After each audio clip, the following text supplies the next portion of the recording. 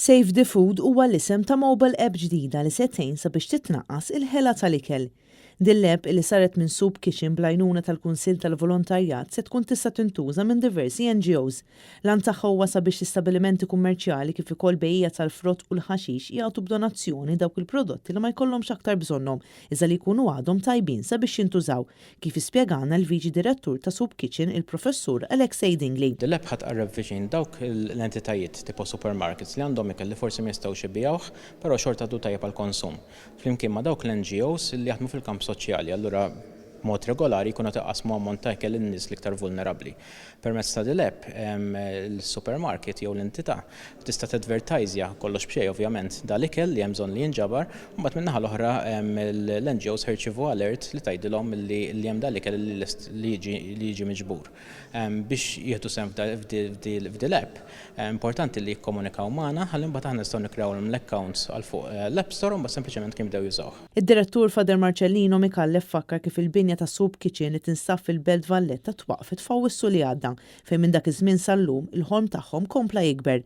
Saħaq li l-faqar illum il-ġurnata qed ikun ikkawżat mis-sistemi soċjali nifisom fosthom il-ħela. Kien għalhekk li Soup Kitchen bdiet taħdem sabiex titnaqqas din il-ħela fl-ikel. Aħna napprezzaw li l-poplu Malti għandu qalb tad-deb u l-ġenerożità tal-poplu Malti ma tonqos, però din l-għajnuna li qegħdin nirċievu nixtiequ nestenduha għal laqdiet kollha li qegħdin jaħdmu fost nies li qed jgħixu l-esperjenza tal-faqar.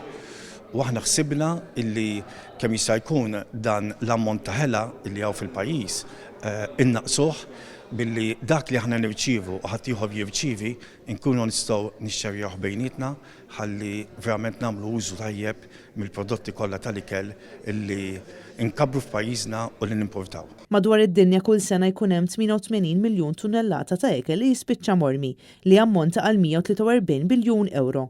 Pajjiżna jaħli madwar 22% ta' ikel fis-sena jew 180 kilogramma kull persuna. Dan hekk kif madwar id-dinja kollha hemm 88 miljun persuna li qed ibatu l-ġuħ.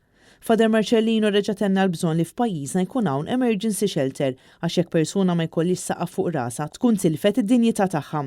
Soup Kitchen ta' kuljum tipprovdi ikla lil dawk il-persuni li jinsabu għaddejjin minn diffikultajiet f'ħajjithom. Permezz tal-ħidma prezzabbli tagħha Soup Kitchen tgħin sabiex ittaffi ftit mid-diversi tbatijiet li jkunu għaddejjin minnhom dawn il-persuni li wħud minnhom m'għandhomx xogħol u lanqas saqaf fuq rashom.